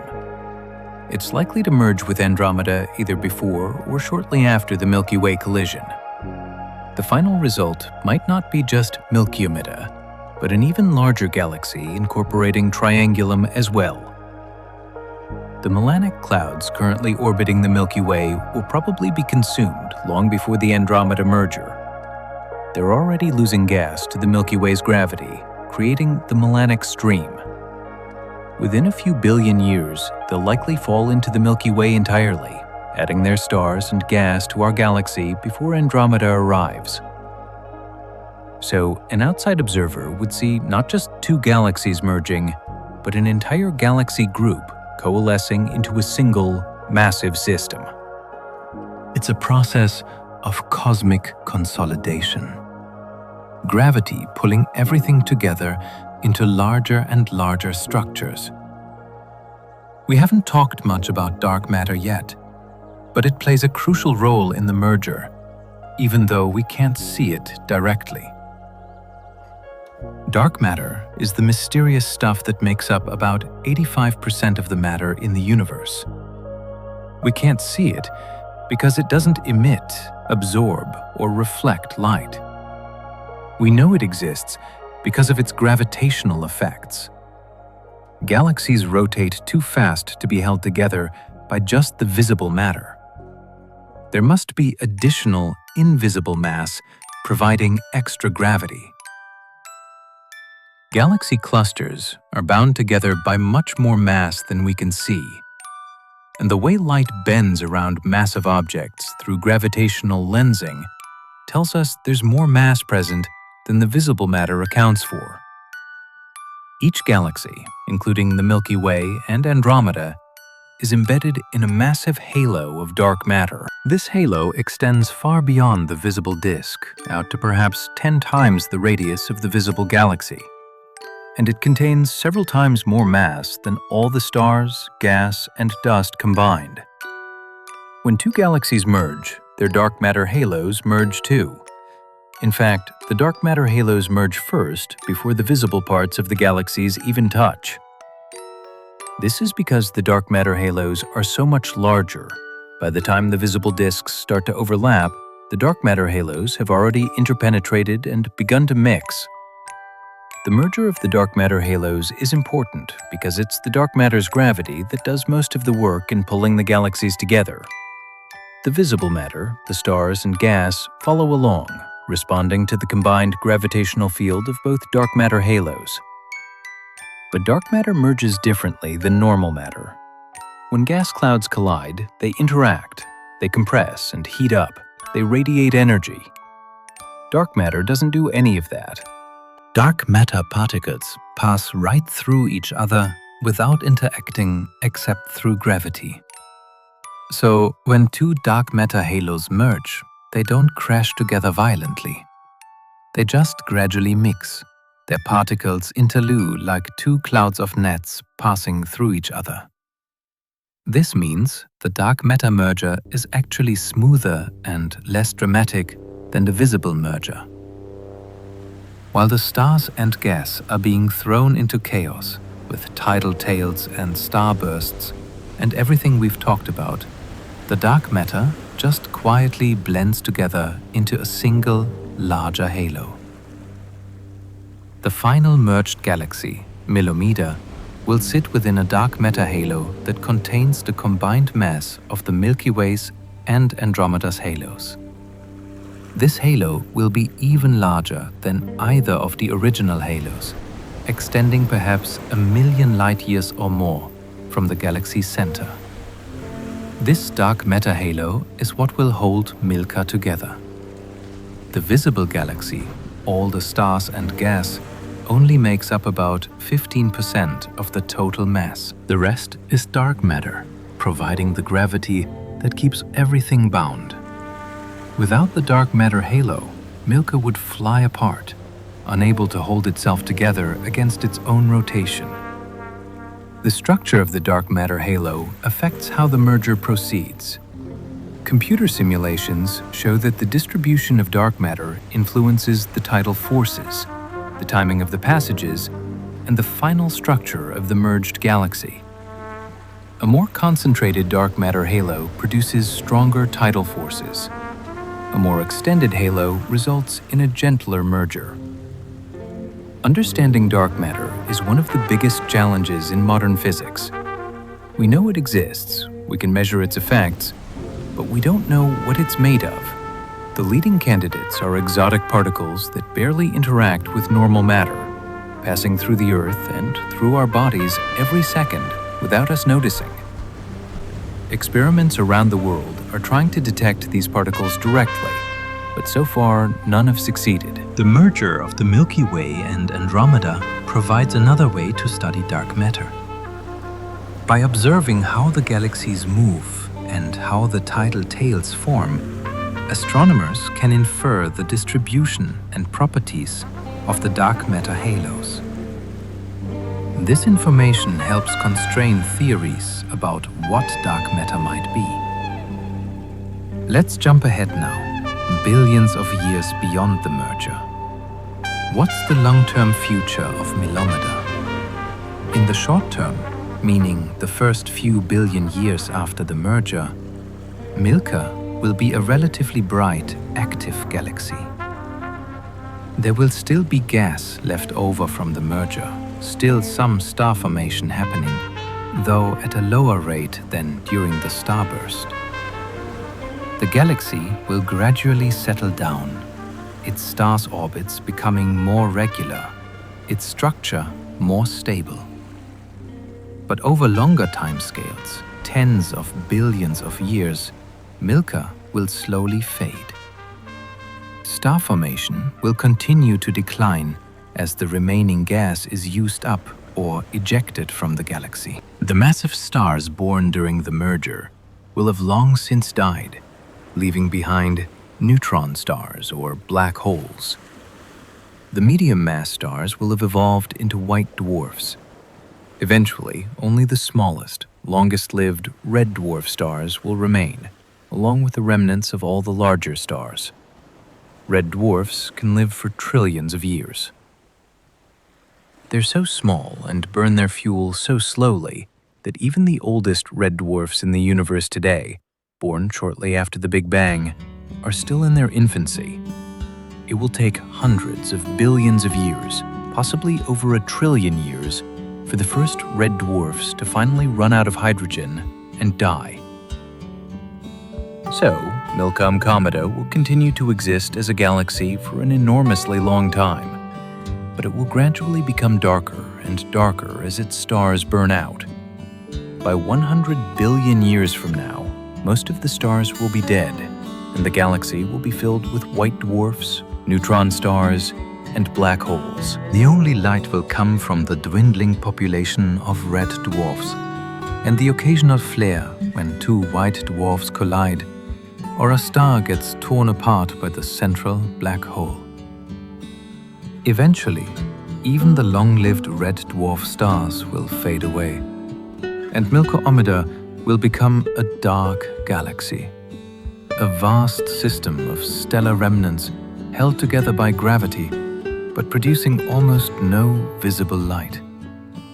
The black holes will still remain, slowly losing mass through Hawking radiation over unimaginable timescales, possibly around 10 years or more. The white dwarf and neutron star populations will steadily cool, eventually reaching the background temperature of the universe. This is not a fate unique to Milky Andromeda. It is the long-term destiny of all galaxies.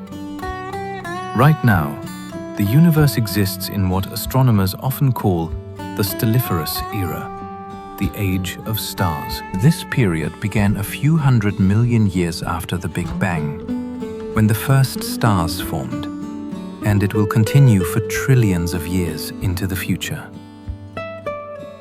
But it will not last forever. Eventually, star formation will stop across the cosmos as available gas becomes exhausted, bringing the stelliferous era to an end. After that comes the degenerate era, when the universe is filled mainly with stellar remnants rather than active stars. Over even longer timescales comes the black hole era, when most remaining structures are black holes.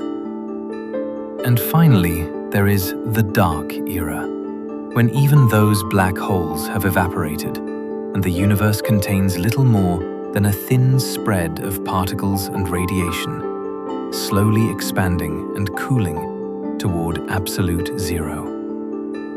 That takes us far beyond the scope of this story. For now, the key idea is that the merger between the Milky Way and the Andromeda Galaxy is simply one step in the natural life cycle of galaxies. Galaxies form, they grow by merging with other galaxies. They form stars, and eventually they fade as their fuel runs out. The merger with Andromeda is a dramatic event in this life cycle, but it's not an ending, it's a transformation. Let's zoom out even further and consider what the merger means in the context of the universe as a whole. The local group, our little cluster of galaxies, is just one of countless groups and clusters scattered throughout the observable universe. Some of these clusters are much larger than the local group. The Virgo cluster, for example, contains over 1,000 galaxies. The Komoma cluster contains even more. And these clusters are themselves part of even larger structures called superclusters. Our local group is part of the Virgo supercluster, also called the Lania supercluster. It's an enormous structure containing tens of thousands of galaxies spread across hundreds of millions of light years. And Lania is just one of millions of superclusters in the observable universe. In the early universe, galaxies were smaller and closer together. Merges were common. Many of the large galaxies we see today, including the Milky Way and Andromeda, were built up through multiple mergers over billions of years. Each one absorbed smaller galaxies, grew larger, and became more massive. But here's the thing: the universe is expanding. Space itself is stretching, carrying distant galaxies away from each other. This expansion is accelerating, driven by something called dark energy, which is even more mysterious than dark matter. Dark energy is causing the expansion of the universe to speed up, and as a result, distant galaxies are moving away from us faster and faster. Eventually, most galaxies will be moving away from each other so quickly that they'll never merge. The only mergers that will continue to happen are within gravitationally bound groups and clusters, where the mutual gravity is strong enough to overcome the expansion of space. The local group is one of these bound systems. The Milky Way and Andromeda are close enough and massive enough that their mutual gravity has overcome the expansion of the universe. They are falling together, not being carried apart. The same is true for the other galaxies in the local group. But beyond the local group, things are different. The galaxies in the Virgo cluster, for example, are moving away from us due to the expansion of space. We'll never merge with them. In fact, in the very distant future, as the expansion of the universe continues to accelerate, even these relatively nearby galaxies will be carried so far away that they'll disappear from view entirely. Their light will be redshifted to such long wavelengths that it becomes undetectable. Eventually, billions of years from now, Andromeda will be alone. All the other galaxies beyond the local group will have been carried so far away by the expansion of space that they'll no longer be visible. An astronomer in Andromeda, billions of years from now, looking out at the universe, would see only their own galaxy and a few small satellite galaxies. They might conclude that the universe contains only one galaxy, having no way to detect the billions of other galaxies that exist beyond their cosmic horizon. This is one of the strange consequences of living in an accelerating universe. Future civilizations will have a fundamentally different view of the cosmos than we do. We're actually living in a special time, cosmologically speaking. We can see a large portion of the observable universe. We can detect galaxies billions of light years away. We can observe the cosmic microwave background radiation, the afterglow of the Big Bang itself. Future observers won't have these advantages. So, in a way, the merger of the Milky Way and Andromeda is one of the last great mergers that will ever be visible to observers in our region of space. After Milky forms, there will be little left to merge with. The local group will have consolidated into one or two large galaxies, and everything else will be unreachably distant. Finally, let's bring this back to a human scale and ask what all of this means for us here and now. On a practical level, it means nothing. The merger is 4 billion years away. Humanity in any form we'd recognize will almost certainly be long gone by then. Either we'll have gone extinct, or we'll have evolved or technologically transformed ourselves into something completely different. Or we'll have spread out across the galaxy and diversified into multiple separate species or civilizations. But on a philosophical level, the merger tells us something important about our place in the universe. We're not living in a static cosmos. We're living in a dynamic, evolving universe where everything is in motion. Everything is changing. Galaxies merge, stars form and die. Planets come into existence and eventually are destroyed. The universe is 13.8 billion years old, and it will continue to evolve for trillions of years into the future. The merger of the Milky Way and Andromeda is just one event in that long history. It's dramatic from our perspective because it involves our home galaxy. But from the universe's perspective, it's routine. Galaxies merge all the time. This realization can be humbling. We're tiny, fleeting creatures on a small planet orbiting an ordinary star in a galaxy that's about to be completely transformed. In the grand scheme of things, we're barely a blip. But it can also be empowering because we're part of this story. We're made of atoms that were forged in stars, scattered by supernovas, and eventually assembled into planets and life. We're the universe becoming conscious of itself, able to observe and understand the processes that created us. And we're living at a unique moment in cosmic history. We can see the universe in its current state, with billions of galaxies visible with the cosmic microwave background still detectable. We can predict the merger of our galaxy with Andromeda. We can understand dark matter and dark energy, even if we can't directly observe them.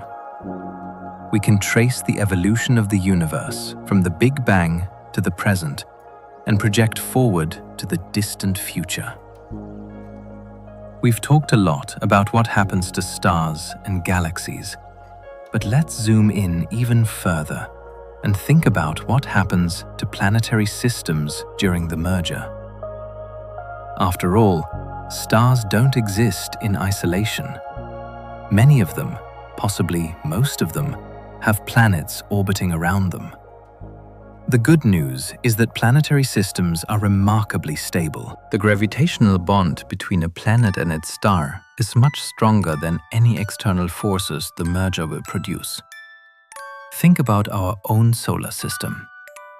The Sun's gravity holds Earth in its orbit with a force that's enormously stronger than the gravitational pull from even the nearest stars.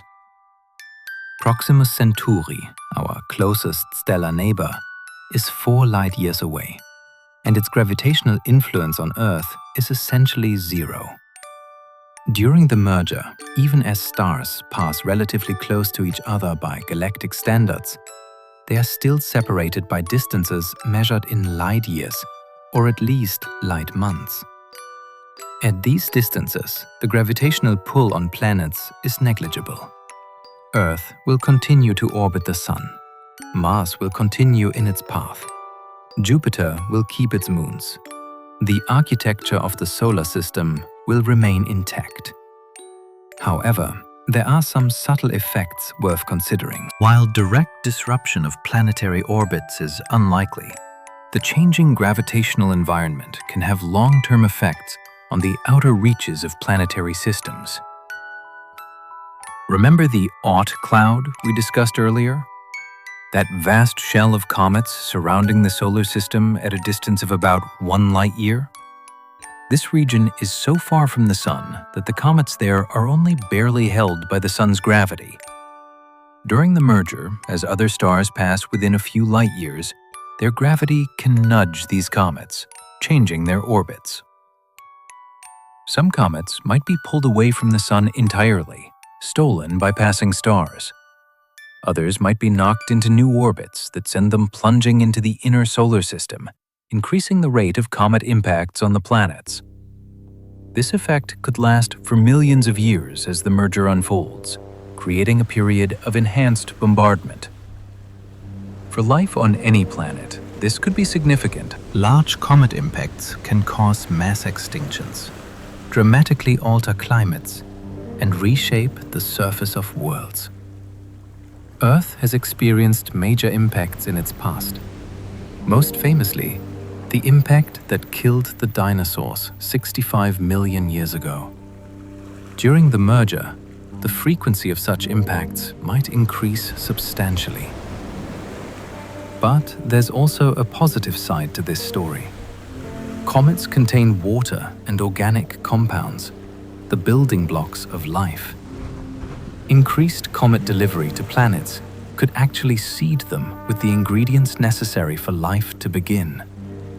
In the early solar system, it's thought that comets delivered much of Earth's water and possibly some of the organic molecules that eventually led to life. During the merger, this process could repeat on countless worlds throughout both galaxies. There's another potential effect on planetary systems related to the starburst we discussed.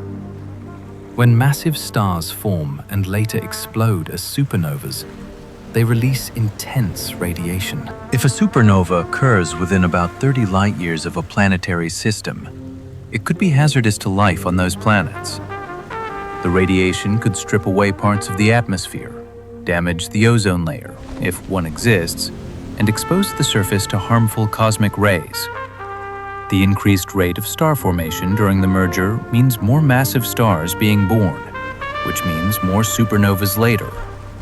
This could create regions of the merging galaxies that are temporarily more hazardous for life. Planets in or near starburst regions might experience extinction events triggered by nearby supernova explosions. On the other hand, not all effects are negative.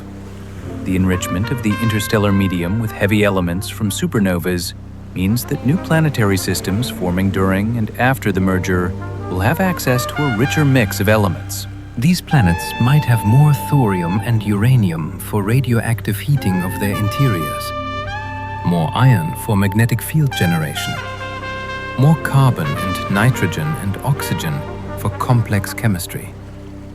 They might be better suited for developing life than planets that formed earlier with less metal enrichment. There's also the fascinating question of rogue planets. These are planets that have been ejected from their parent star systems, either through gravitational interactions with other planets or with passing stars. They wander through interstellar space, no longer orbiting any star, heated only by their internal heat and the faint glow of the cosmic microwave background. During the merger, the chaotic gravitational environment will likely create many rogue planets. A close encounter between two stars might eject planets from one or both systems. These planets become interstellar wanderers, drifting through the galaxy on their own. Some estimates suggest there might already be as many rogue planets as there are stars, and the merger could substantially increase this population. For any life on a rogue planet, assuming life could exist in such a cold, dark environment, the merger would be an interesting time the planet would pass through regions of increased stellar density, occasionally coming close to stars or other planets. There might even be rare occasions when a rogue planet gets captured by a new star, joining a new planetary system entirely different from the one it was born in. The merger might also create planetary systems with very different architectures from what we're used to.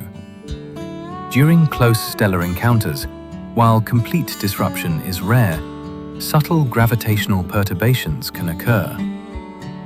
A planet on an initially circular orbit might be nudged into a more elliptical orbit. Multiple planets in a system might have their orbital resonances disrupted, leading to instabilities that play out over millions of years. Some planetary systems might even capture planets from other systems during close encounters. Imagine two stars passing within half a light year of each other. A planet on a wide orbit around one star might be pulled away by the gravity of the other star, switching allegiance mid-flight. This would create planetary systems with a mix of planets from different origins, possibly with very different compositions and histories. Let's get into the nitty-gritty of what happens when stars pass close to each other during the merger. We've said that actual collisions are rare, but what exactly happens during a close encounter? The key concept is gravitational scattering. When two stars approach each other, they don't just pass by unaffected. They exchange energy and momentum through gravity, altering each other's trajectories. It's similar to what happens when two billiard balls collide, except the stars don't physically touch. They interact through gravity alone, and the collision happens over months or years as the stars approach, reach their closest point, and then recede. The outcome of a stellar encounter depends on several factors: how close the stars get, how fast they're moving relative to each other, and their masses. Let's consider some scenarios. If two stars pass within a few light weeks of each other while moving at typical galactic velocities, which are hundreds of kilometers per second, they'll exchange some energy and momentum. One star might be sped up slightly, while the other is slowed down. Their directions of motion will change, bending their paths through space. This is called gravitational deflection, and it's the primary mechanism by which stars' orbits get randomized during a galaxy merger. Now, if the stars happen to be moving slowly relative to each other, and they pass very close, something more interesting can happen.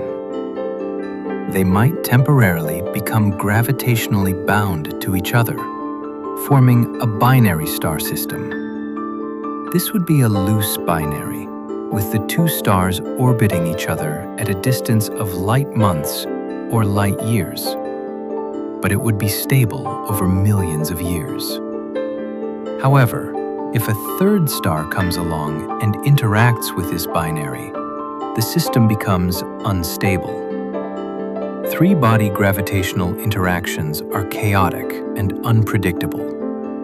The most common outcome is that one star gets ejected at high speed, becoming what's called a hypervelocity star, while the other two form a tighter binary.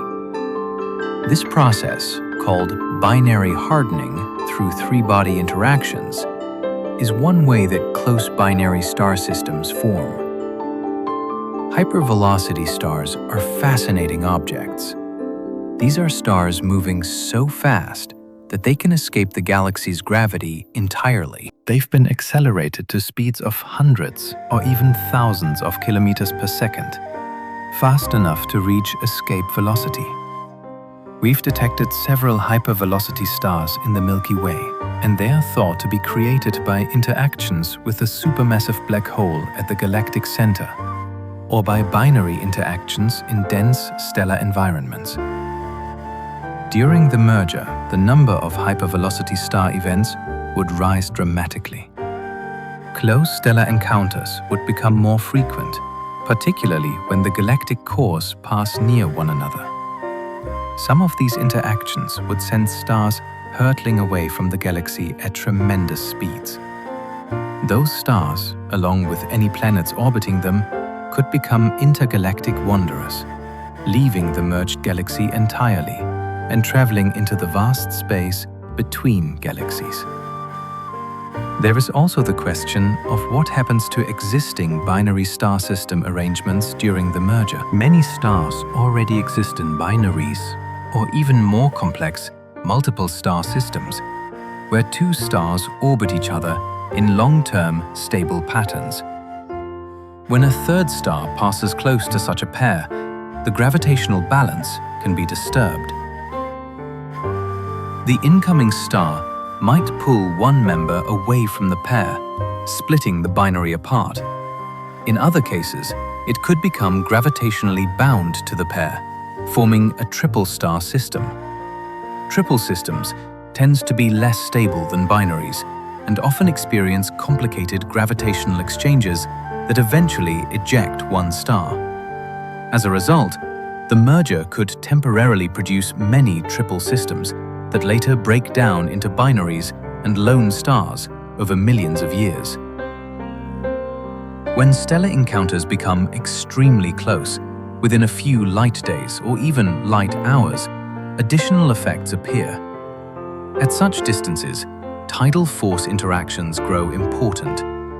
Just as the Moon raises tides on Earth's oceans, a passing star can create tides on another star. These stellar tides appear as bulges in the outer layers of the star, pulled toward the nearby star by gravity. In extreme cases, if the stars are close enough and at least one of them is an evolved giant star with a very extended envelope, these tidal forces can be disruptive. Material from one star's outer layers might be stripped away and transferred to the other star, or lost into space entirely. This creates what astronomers call a tidal interaction, and it can significantly alter both stars. However, for main sequence stars like our Sun, which are compact and held together strongly by gravity, tidal disruption would require an impossibly close encounter, closer than the radius of the Sun itself. Since such close approaches essentially never happen in galaxy mergers, tidal disruption of normal stars isn't a concern. It only matters for giant stars with extended, loosely bound envelopes. The overall effect of all these stellar encounters is to randomize the orbits of stars in both galaxies. Before the merger, stars in a spiral galaxy move in fairly orderly circular orbits around the galactic center, all in roughly the same plane. After the merger, stars move in random directions, with a mix of orbital shapes from nearly circular to highly elliptical. This randomization is what destroys the spiral structure and creates the elliptical galaxy that results from the merger. While stars pass through each other like ghosts, gas behaves very differently during a galaxy merger. Gas clouds can collide, and when they do, they don't just pass through each other. They crash together, compress, heat up, and create shock waves. This is where much of the drama of the merger happens. Imagine two vast clouds of gas, each spanning hundreds or thousands of light years, each containing millions of solar masses of material, approaching each other at hundreds of kilometers per second. When they meet, it's like two weather systems colliding, creating a cosmic storm of unimaginable scale. At the leading edge of the collision, the gas compresses suddenly. This compression heats the gas, raising its temperature from perhaps 10 or 20 degrees above absolute zero to thousands or even millions of degrees. The heated gas begins to glow, emitting radiation in infrared, optical, and X-ray wavelengths, depending on how hot it gets. Behind the shock front, the compressed gas can become dense enough for gravity to take over. Regions of the gas cloud that reach sufficient density begin to collapse, fragmenting into smaller clumps. These clumps continue to collapse, getting denser and hotter until eventually nuclear fusion ignites in their cores and stars are born. This is the mechanism behind the starburst we've discussed. It's not just that the merger somehow triggers star formation in general. It's specifically the collision of gas clouds, the compression they create that pushes gas over the threshold necessary for gravitational collapse and star formation. The efficiency of this process depends on many factors. The speed of the collision matters. If the gas clouds are moving too fast, they might heat up so much that the pressure prevents collapse. If they're moving too slowly, they might not compress enough to trigger star formation. There's a sweet spot where the collision creates just the right conditions for efficient star formation. The density and temperature of the gas clouds also matter. Cold, dense clouds are more likely to form stars when compressed. Hot, diffused gas is less likely to collapse even when compressed. This means that regions of the galaxies that have a lot of cold molecular gas will experience more intense starbursts than regions with mostly hot, ionized gas. The magnetic fields threading through the gas also play a role. Magnetic fields provide support against gravitational collapse, so strong magnetic fields can suppress star formation even in compressed gas. During the collision, magnetic fields get tangled and amplified, creating a complex electromagnetic environment that affects where and how stars form. There's also turbulence to consider. The collision of gas clouds doesn't create a smooth, uniform compression. It creates turbulent eddies and vortices, regions of chaotic, swirling motion. This turbulence can either help or hinder star formation, depending on the details. In some cases, turbulent compression can trigger the collapse of gas clouds. In other cases, turbulent pressure can support clouds against collapse.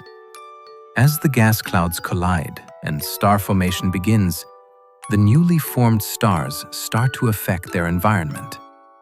The massive stars emit intense ultraviolet radiation that heats the surrounding gas, creating bubbles of hot, ionized gas that glow in characteristic wavelengths. These bubbles expand, pushing gas away, and can trigger further star formation in the compressed shells at their edges. When massive stars explode as supernovas, they inject even more energy into the gas. Each supernova explosion releases as much energy as the Sun will emit over its entire 10 billion-year lifetime, all in a few seconds. This energy heats the gas to millions of degrees, creating vast bubbles of superheated plasma that expand at thousands of kilometers per second. Multiple supernova explosions can create superb bubbles, enormous cavities blown in the interstellar medium. These superbubbles can span hundreds of light years and contain gas so hot it glows in X-rays. They're visible as dark regions in images of galaxies, regions where the cold gas has been cleared away by the violence of stellar feedback. Eventually, if enough energy has been injected into the gas, it can escape the galaxy entirely. The gas becomes so hot and is moving so fast that it overcomes the galaxy's gravity and flows out into intergalactic space. This is called a galactic wind. And it's one of the primary ways that galaxies lose their gas and eventually shut down star formation. During the merger, galactic winds are expected to be particularly strong. The intense starburst creates hundreds or thousands of supernova explosions over a relatively short period, a few tens of millions of years. This concentrated energy input drives powerful winds that can expel a significant fraction of the galaxy's gas. This expelled gas doesn't necessarily leave the system permanently. Some of it might fall back onto the galaxy in what's called a galactic fountain. The gas flows out, driven by the energy from supernovas, but it's still gravitationally bound to the galaxy. Eventually, it slows down, stops, and falls back, taking hundreds of millions of years to complete the cycle. The galactic fountain is important because it mixes gas from different parts of the galaxy. Gas enriched with heavy elements from supernova explosions mixes with more pristine gas from the outer regions. When this mixed gas eventually forms new stars, those stars have a more homogeneous composition, more similar to the average composition of the galaxy as a whole. Here's a question worth pondering. Could life not just survive, but actually thrive during the galaxy merger?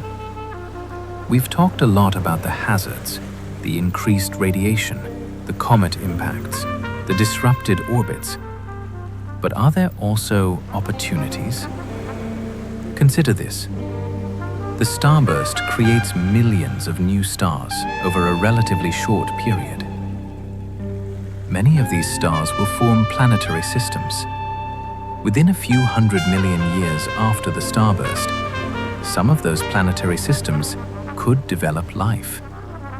So while the merger might be hazardous for existing life, it also creates vast numbers of new potential homes for life. Furthermore, the mixing of gas from different parts of both galaxies means that planetary systems forming during the merger will have access to a thoroughly mixed reservoir of elements. The heavy elements created in the cause of massive stars scattered by supernova explosions get mixed throughout the merging system. This could create planets with ideal compositions for developing life with the right mix of carbon, nitrogen, oxygen, phosphorus, and trace elements. There's also the possibility that life could spread more easily during the merger. The increased density of stars means shorter distances between systems. If life develops the ability to travel between stars, even at sublight speeds, the merger period might be an optimal time for expansion. A civilization could hop from star to star, spreading throughout the merging galaxies. And consider the perspective of any intelligent life that happens to exist during the merger. They would witness one of the most spectacular astronomical events possible. The night sky would be unlike anything we can imagine. Two galaxies colliding, massive stars being born and dying, supernova explosions lighting up the darkness, tidal tails stretching across the heavens. It would be a golden age for astronomy. Such a civilization would also have strong incentives to develop space travel. The changes in the galactic environment, the increased hazards, the knowledge that their region of space might become more dangerous over time. All of this could motivate them to develop the technology to move between star systems, to establish colonies in safer regions, to ensure their survival regardless of what happens to their homeworld. In a sense, the merger could be a catalyst for the development of advanced civilizations. It creates challenges that must be overcome, but also opportunities for those clever and lucky enough to take advantage of them. The merger is a selection pressure favoring life and civilizations that are adaptable, resilient, and capable of long-term planning. There's even a scenario, highly speculative but worth considering, where advanced civilizations from both galaxies might contact each other during the merger. As the galaxies interpenetrate, civilizations that were previously separated by millions of light years find themselves much closer. What was once an impossible journey becomes merely difficult. The merger could create opportunities for first contact between civilizations that would never have met otherwise. Of course, this assumes that intelligent life exists in both galaxies, that multiple civilizations develop around the same time, and that they have the technology and inclination to make contact. Those are big assumptions. But if they're true, the merger could be not just a collision of stars and gas, but also a meeting of minds, a collision of civilizations. On a more prosaic level, the merger might actually improve conditions for life. In some ways, the mixing of gas and the formation of new stars replenishes the galaxy's stellar population. Without mergers, galaxies would slowly use up their gas. Star formation would decline, and the galaxy would gradually fade. The merger keeps the galaxy alive and active, at least for a while longer, creating new stars and new opportunities for life. And remember, all of this plays out over billions of years. That's an enormous amount of time for life to adapt, evolve, and potentially develop intelligence and technology. Life on Earth has gone from single cells to technological civilization in less than 4 billion years. During the merger of the Milky Way and Andromeda, similar evolutionary journeys could occur countless times on countless worlds. So while the merger poses challenges, it also creates possibilities. It's not simply destruction, it's transformation. And with transformation comes the potential for something new, something unexpected, something that couldn't have existed before. That's the nature of change on cosmic scales. It's not good or bad, it's simply different. A new chapter in the ongoing story of matter organizing itself into ever more complex forms. The merger between the Milky Way and the Andromeda Galaxy is more than a dramatic astronomical event. It also reminds us that nothing in the universe remains permanent. The galaxies we observe today, including our own, are temporary structures. They form, evolve, collide with other galaxies, and eventually fade as their stars slowly burn out. This pattern is part of the natural life cycle of galaxies, just as inevitable as the life cycles of stars, planets, or living organisms. Yet within that immense cycle, there is extraordinary complexity and beauty. Stars emerge from collapsing clouds of gas. Planets gather from the disks of material surrounding young stars. On some of those planets, life begins to arise from chemistry. On certain worlds, intelligence and civilizations eventually appear. And all of this unfolds within galaxies that themselves continue, changing, merging, reshaping, and evolving across billions of years. We are part of that story. The atoms within our bodies were forged in ancient stars that lived and died billions of years ago. We exist on a planet orbiting a star inside a galaxy that is slowly moving toward a future merger with another. And we possess the remarkable capacity to understand this vast picture, to trace those connections and even anticipate events billions of years ahead. That knowledge stands among humanity's greatest accomplishments. It required centuries of observation, measurement, mathematical calculation, and theory. It also required powerful telescope systems capable of observing across millions of light years of space. It required computers that could simulate the complex physics of galaxy merges. It required thousands of astronomers working over generations, each one building on the work of those who came before. And the result is this story we've told tonight. A story of two galaxies approaching each other, of tidal forces and starbursts, of black holes merging and stars being scattered, of a slow transformation over billions of years that will create a new galaxy unlike either of its parents. It's a story that won't reach its conclusion for 4 billion years. By then, Earth will be uninhabitable. The Sun will be nearing the end of its life. Humanity, if it still exists, will be unrecognizably different. But the merger will proceed according to the laws of physics, indifferent to whether anyone is watching, following the same path that countless other galaxy mergers have followed throughout the history of the universe. Thanks for staying with me through this long journey across space and time. The final hour of the collision may be billions of years away, but in cosmic terms, it's just around the corner. And when it finally arrives, When Andromeda's trillion stars meet the Milky Way's hundreds of billions, it will be one of the most spectacular transformations our corner of the universe has ever seen.